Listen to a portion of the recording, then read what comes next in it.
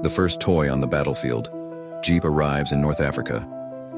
November 15, 1942. The scorching sands of El Ghoutar, Tunisia. Dust swirls across the barren landscape as a convoy of Allied trucks grinds over the uneven desert roads. At the head of the column, a small, unassuming Willys Jeep bounces over rocks and ruts with surprising agility. Its engine hums steadily, a faint growl beneath the roar of passing tanks. Sitting behind the wheel, Sergeant James "Jimmy" Callahan squints against the glare of the midday sun, sweat beading on his brow. He's gripping the wheel tightly, boots tapping the pedals in time with the uneven rhythm of the desert track. Around him, the terrain seems inhospitable, jagged boulders, dry washes, and thorny scrub extending to the horizon. Yet the Jeep glides over it as if the desert itself were paved.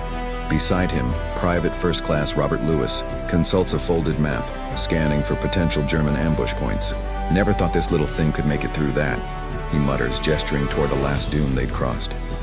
Callahan only grins, tapping the dashboard with pride. Meanwhile, kilometers to the west, German commanders of the Afrika Korps are observing from the hilltops. Colonel Friedrich Weber, cigar clenched between his teeth, squints at the moving figures below. "Those little Jeeps?"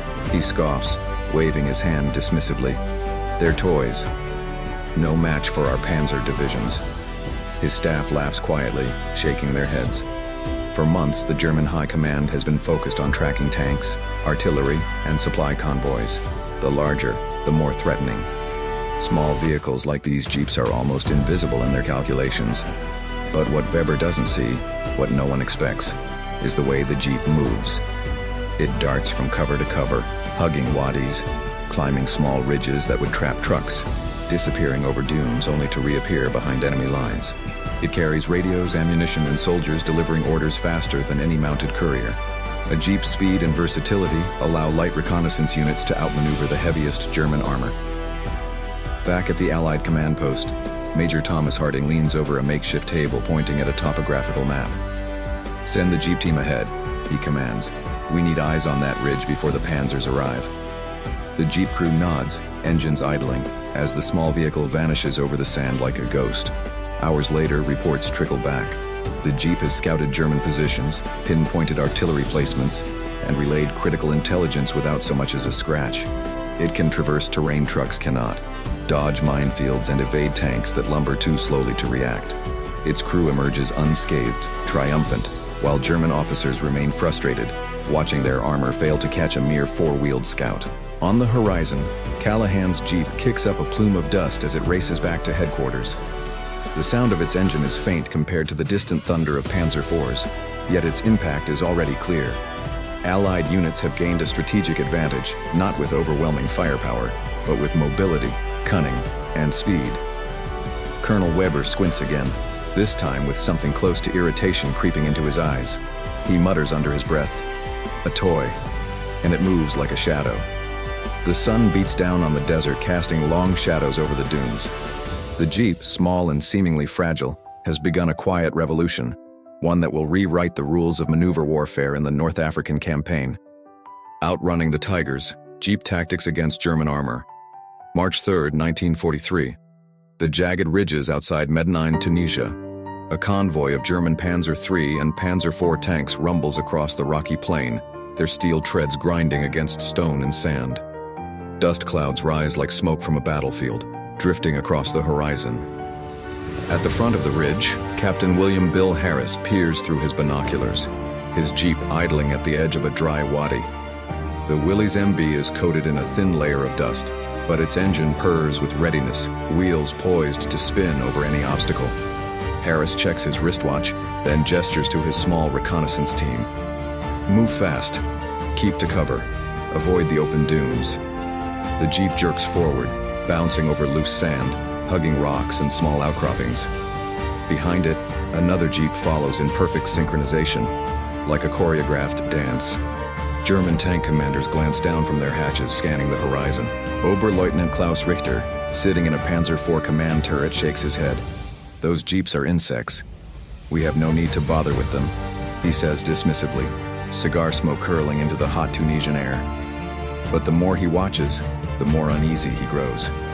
The vehicles are fast, unpredictable and seemingly untouchable, darting into gullies and disappearing from view before he can lift his gun sights.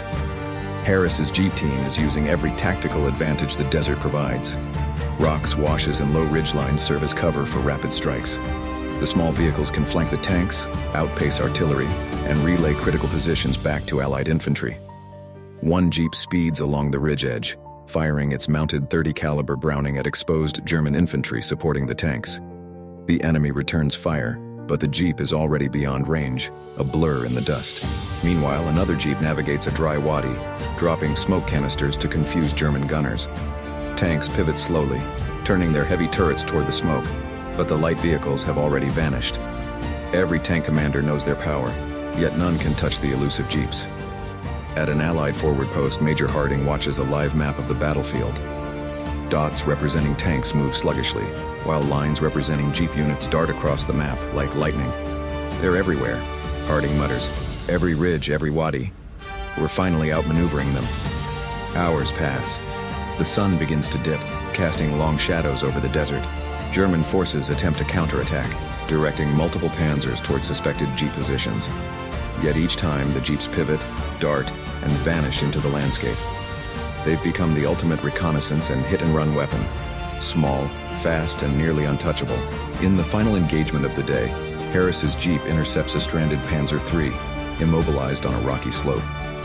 The crew hesitates as the Jeep circles, radioing coordinates for a forward artillery strike.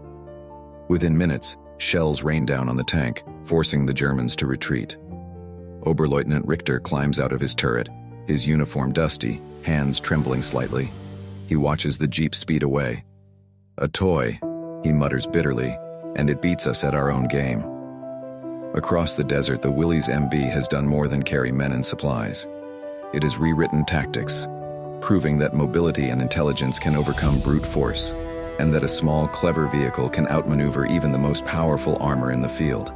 From North Africa to Normandy, the Jeep's expanding role, June 6, 1944. The beaches of Normandy, France. The cold, gray morning fog hangs over Omaha Beach, mixing with the roar of artillery and the pounding surf.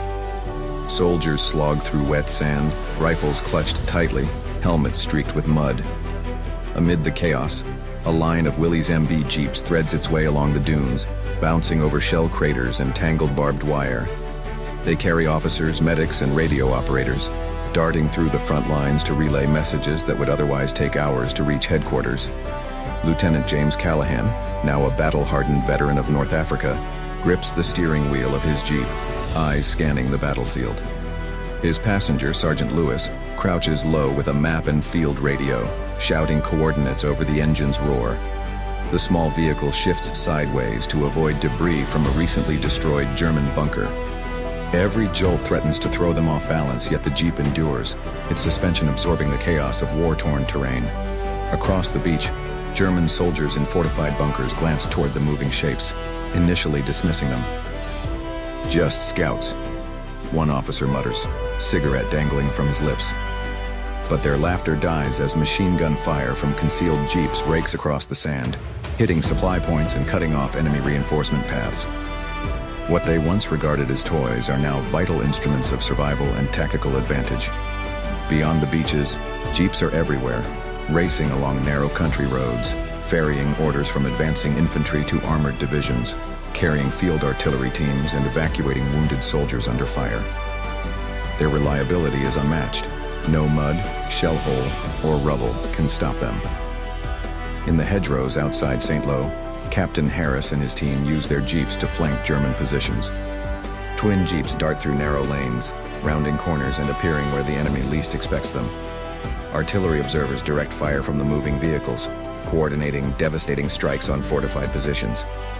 Meanwhile, panzers attempting to pursue them struggle to navigate the constricted roads and broken terrain. In a brief lull, Harris leans out of his Jeep, scanning the horizon. The men around him, exhausted but exhilarated, exchange knowing glances. "They mocked us," he says quietly. "They thought these little trucks were toys, and now we've outsmarted them at every turn." Back at German command posts, officers scramble to adapt. Panzer units are effective in direct confrontation, but the U.S. Army's mobile tactics, powered by the Jeep, have turned every engagement into a game of cat and mouse. Supply lines are disrupted, communications intercepted, and forward positions vulnerable to rapid strikes. The Jeep is no longer an auxiliary tool, it is a strategic weapon in its own right. As evening falls over Normandy, dust and smoke swirl in the fading light. Jeeps continue to weave between troops and armor, carrying messages, supplies, and wounded men. Each vehicle, though small and unarmored, exerts influence far beyond its size. The German commander's dismissive laughter has long since faded, replaced by caution. The realization that mobility, intelligence, and adaptability often outmatch brute force. In the silence after the day's engagements, the image of a single Jeep racing along a muddy field, kicking up water and debris as its engine hums, captures the essence of Allied innovation. A simple machine transforming the very nature of modern warfare. The Jeep becomes a legend. Mobility wins the war. October 12, 1944. The dense forests of the Hürtgen, Germany. Rain falls steadily, soaking soldiers and turning the forest floor into a slick quagmire. Mud clings to boots, weapons, and the undercarriage of vehicles struggling through narrow paths. Among the trees, a column of Jeeps snakes through the terrain like a lifeline. Their headlights cut through the gray mist, illuminating fallen branches and tangled barbed wire. Inside one, Sergeant Callahan grips the wheel, rain dripping down his face, while Lieutenant Harris leans over a map, pointing to coordinates for the next artillery strike. The forest is treacherous. Tanks and trucks bog down in the mud, wheels spinning helplessly. But the Jeep, compact and nimble, maneuvers effortlessly over roots, ditches, and fallen logs. Its small size allows it to sneak around German strongpoints, ferry wounded men to safety, and deliver vital orders to units cut off from command. German officers watching from makeshift observation posts shake their heads in disbelief. Major Kurt Reinhardt, commanding a defensive sector, mutters, "It cannot be a machine so small controlling the battlefield?" His men fire at flashes of headlights through the fog, but the Jeeps slip away, almost spectral in their speed and unpredictability. Elsewhere in the forest, a forward reconnaissance team uses a Jeep to outflank a Panther tank trapped in the mud. The vehicle circles around silently, radioing precise coordinates back to artillery units. Within minutes, heavy shells rain down, forcing the Panther crew to retreat. One Jeep, carrying only 3 soldiers, has orchestrated the displacement of armor that weighs over 40 tons. By late 1944, the Willys Jeep is no longer mocked. Across all theaters of war, North Africa, Italy, France, and beyond, it has proven itself indispensable. Soldiers rely on it for reconnaissance, supply runs, medevac, and command mobility. Its versatility is unmatched. A bridge between infantry, armor, and artillery that can traverse every imaginable terrain, sand, mud, snow, and forest alike. At an Allied command post near Aachen, General George S. Patton walks among the Jeeps, inspecting the vehicles personally. Mechanics wipe grease from their hands, pilots adjust straps on radios, and officers confer over maps. Patton nods approvingly. "This little thing," he says, tapping the hood of a Jeep, "has done more to move armies than many of our tanks." For German commanders, the lesson has been brutal and clear. The Jeep is not a toy. It is a symbol of American ingenuity, speed, and adaptability, capable of outsmarting armor, striking unpredictably, and keeping the Allies always one step ahead. As night falls over the European front, Jeeps continue to move through forests, fields, and villages, their headlights piercing the darkness, their engines a quiet but constant hum of dominance. They carry men, weapons, and vital information.